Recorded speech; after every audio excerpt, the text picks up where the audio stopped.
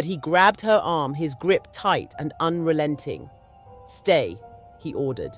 She struggled, panic flooding her chest, but his hold only tightened. Anger flared in Adrian when she refused to comply, and he shoved her onto the couch with such force that she gasped. His frustration turned into something darker as he struck her. "I always get what I want."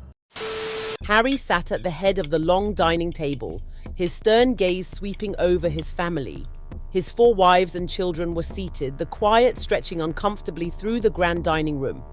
The clinking of silverware on fine porcelain was the only sound. Conversations were rare during these meals. Harry's presence was enough to keep everyone silent. He was a strict man, commanding respect without saying much. His empire, Harkon Global Industries, was his life's work, a multi-billion-dollar conglomerate that made him one of the most powerful men in the city. His family was supposed to be the reflection of his legacy, but they were anything but united. Harry's first wife, Helen, sat closest to him. Regal and poised, she was the mother of 3, Isaac, the firstborn, and her daughters, Tara and Lydia. Isaac was sharp-minded and well-groomed for leadership, but his confidence bordered on arrogance. He had a god complex, believing his position as the heir was unshakable. Yet, deep down, he struggled with insecurities, always feeling he never quite impressed his father. This frustration often spilled out in anger, and he always loved to take out that anger on Khalid, who he hated. Spoiled and entitled, Isaac made bad decisions, partying, keeping the wrong friends, and bullying anyone he perceived as weaker. In front of Harry, he played the role of the dutiful son, but everyone else saw the tyrant he truly was.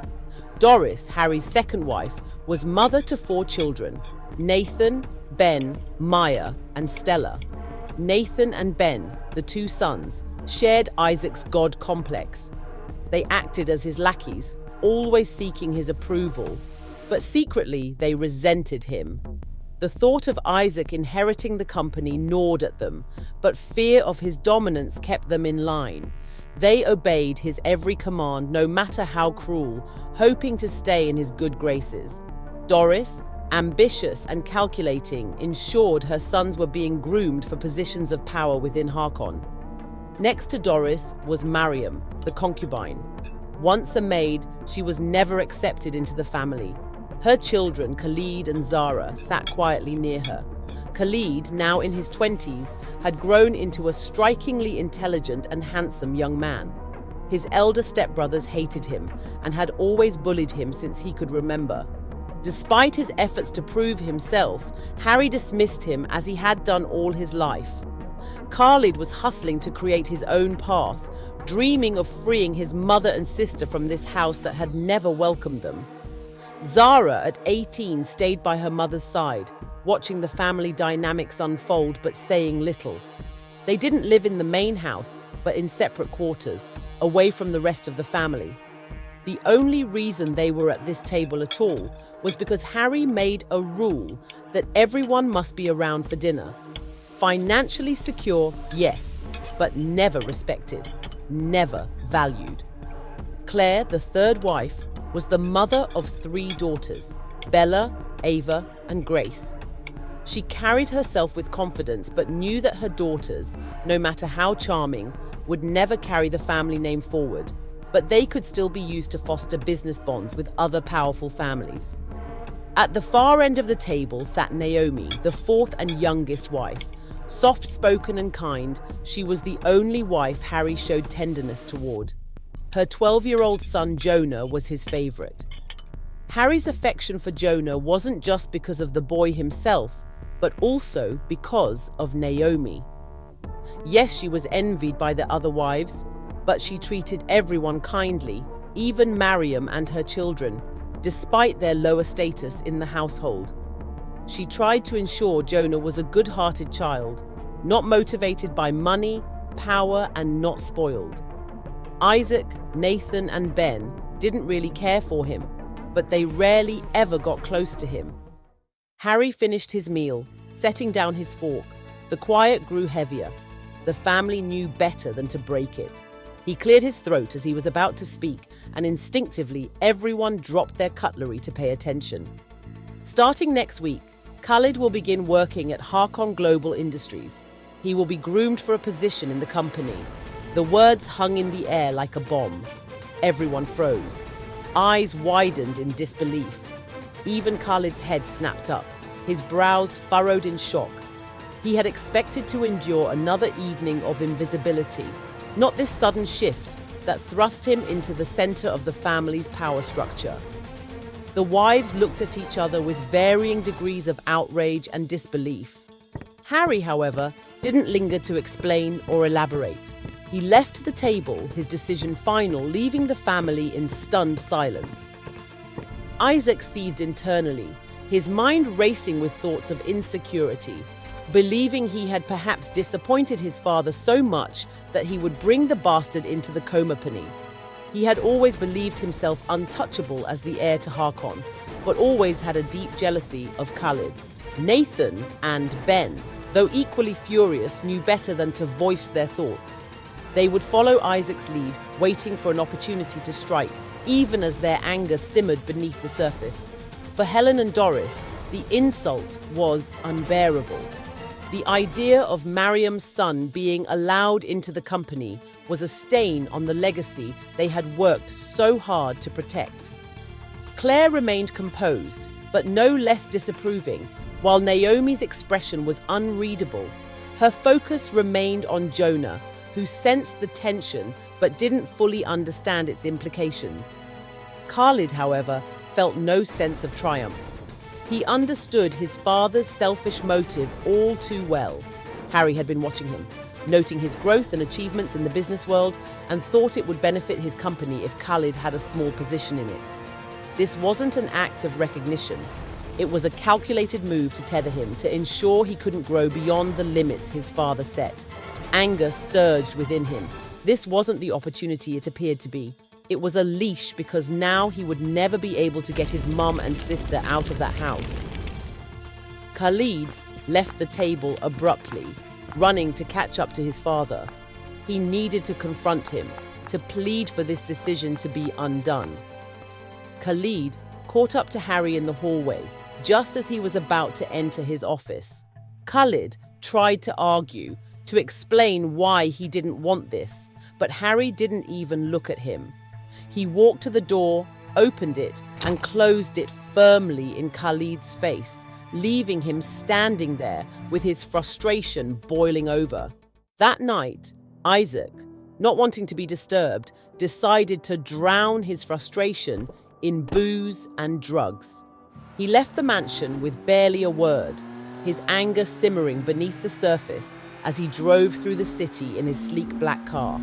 His destination was a club he frequented, one where he was treated like royalty, a place owned by his so-called friend, Adrian Steele. Adrian was the epitome of bad influence. The son of a wealthy tycoon, he was just as entitled and arrogant as Isaac, if not worse. Abusive, careless, and neck-deep in illegal dealings, Adrian lived life on the edge and dragged others along with him. He had introduced Isaac to his hedonistic lifestyle, and Isaac, blinded by his own vices, allowed it. For Adrian, their friendship was purely transactional. Isaac's status, money, and connections made him valuable. Isaac knew this, but he didn't care. To him, Adrian was just another lackey, someone to keep around for convenience. As soon as Isaac called to say he was on his way, Adrian set the wheels in motion. By the time Isaac pulled up to the club, his usual VIP treatment was already prepared. A red carpet welcome, bouncers clearing the entrance, and a private booth waiting for him inside. The stage was set for another night of indulgence. While drinking and indulging in drugs, Adrian quickly picked up on Isaac's foul mood. Reclining in the plush leather seat of their private booth, he asked Isaac what was wrong. Isaac slammed his glass down and explained all that happened. His mind was spinning with fury. He ranted about his father's decision to bring Khalid into the company, calling it a betrayal. The hatred he felt for Khalid ran deep. There was no real justification, just a visceral dislike. Growing up, Khalid and his family were treated as outsiders, and Isaac thrived in that dynamic. He bullied Khalid mercilessly, enjoying the power he had over him. But even with all that, Khalid always seemed to rise above. People liked him. Girls wanted him. And now, the idea of Khalid stepping into the company, into Isaac's world, filled him with dread. He hated how Khalid made him feel. Small, not good enough. But he'd never admit that, not even to Adrian. To everyone else, his hatred for Khalid was just a given. Adrian listened without much interest, his focus elsewhere. He didn't care about Khalid, he didn't even know him, but his mind wandered to Zara, Khalid's sister. He had been obsessed with her since he saw her by chance during a visit to Isaac's home. She was stunning, and her quiet demeanor only added to her allure. His infatuation was intense, and he had even joked with Isaac about it before, making no effort to hide his desire. Isaac's anger simmered as Adrian casually suggested making Khalid's life miserable at the company. It was an easy solution, a way to ensure Khalid wouldn't thrive. Adrian's indifference toward Khalid was obvious, but his obsession with Zara wasn't lost on Isaac. That's when a nasty thought crept into Isaac's mind. A sly grin formed on his face. Months passed, and Khalid found himself entrenched in the relentless grind of Harkon. True to form, Isaac made it his mission to make Khalid's life miserable. He saddled him with impossible deadlines, inundated him with a workload designed to suffocate any chance of personal time, and ensured he was tied to his desk from sunrise until well past midnight. Every task seemed carefully curated to strip away Khalid's focus on anything outside the company. But Khalid didn't flinch. He recognized the games his stepbrothers were playing, yet he refused to let them break him. He met every challenge head-on with quiet determination, understanding that caving in would only validate their cruelty. Instead of folding under the weight of Isaac's sabotage, Khalid thrived. Every department he was assigned to, he left better than he found it. His results were impossible to ignore, even for those who despised his presence. While some whispered insults and treated him as the bastard child he was, others, those not blinded by vanity or prejudice, saw his merit.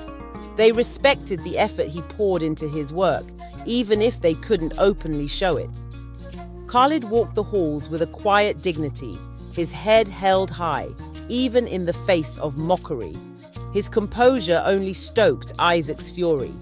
The more Khalid excelled, the harder Isaac's anger burned. Each success was a reminder of his inability to crush the one person he hated most. Zara's birthday was approaching, and Khalid had always been there to celebrate it with her. But this year was different. Isaac made sure Khalid wouldn't leave the office by piling on an impossible workload with a deadline set for the next day. Khalid saw right through the scheme, but didn't argue. He stayed focused, though the weight of disappointment and unease sat heavily in his chest. Something didn't feel right. Determined not to disappoint Zara entirely, he tried calling her to explain, but her phone was off. Left with no choice, he recorded a voice note apologizing and promising to celebrate the next day. Hoping to ease his worries, he called Mariam to check on Zara. What she told him sent a chill through him. Isaac had taken Zara out. Mariam reassured him that Zara didn't seem distressed, so she hadn't stopped them. Alarm bells went off in Khalid's head.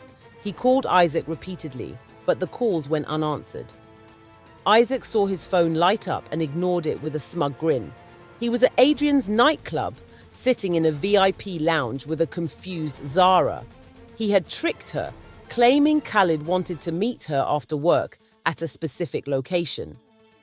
Zara's phone battery was low, and Isaac hadn't acted out of character. Arrogant and impatient as always, he rushed her, claiming he had better things to do. Suspicious but not alarmed, she followed him. Instead of meeting Khalid, she was led into a nightclub. Her unease grew. Sorry to interrupt, but we need you to please subscribe, like, and share. Also, leave a comment on the character you hate and love most so far. Inside the lounge, Isaac greeted Adrian, who was pleasantly surprised to see Zara.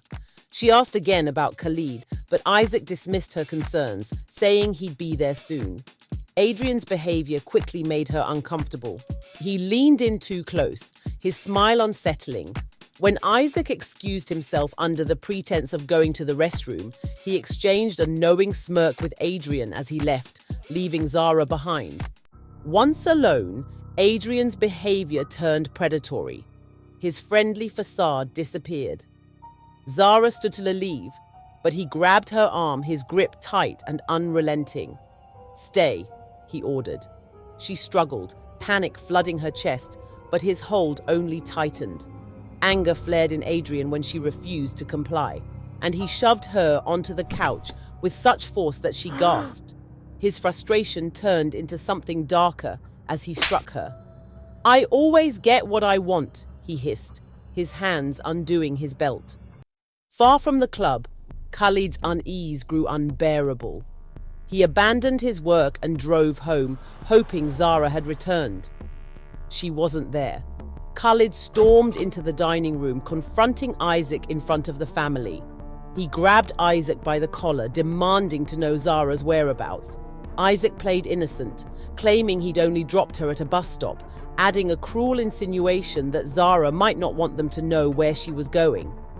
When Khalid pressed further, Isaac twisted the narrative, suggesting Zara had gone to a club on her own. The implication was clear, and the family's reaction was swift. Khalid's anger boiled over, and he threw a punch at Isaac. Nathan and Ben jumped in to restrain him as accusations flew. Even Harry turned on Khalid, furious at his outburst. Mariam's absence at the table left Khalid isolated as the others piled on, calling Zara's character into question and dismissing Khalid's concerns. Security was summoned to remove him from the house. Heartbroken and desperate, Khalid raced to the servants' quarters, hoping to find answers. When he entered, he froze. Zara sat on the floor, trembling in Mariam's arms. Her face was tear-streaked, bruises marred her skin, and her dress was blood-stained. Mariam rocked her gently, whispering soothing words as tears streamed down her face. Khalid stood in Harry's home office, head bowed, his mind blank as Harry spoke. Zara had told everything to him and Mariam had reported it to Harry, hoping he would take swift and just action. But what Harry told Khalid left him paralyzed with shock. "We can't have this going out and ruining your brother's reputation. He's the future head of Harkon, and so it'll affect the company's market stock. Luckily for us, Adrian is from a powerful family. I spoke to his father, and he agreed that Adrian and Zara would marry. It'll foster our business and keep Zara's dignity." Khalid's stomach churned. He knew exactly who Adrian was, an arrogant, cruel man with a history of getting away with everything due to his family's influence.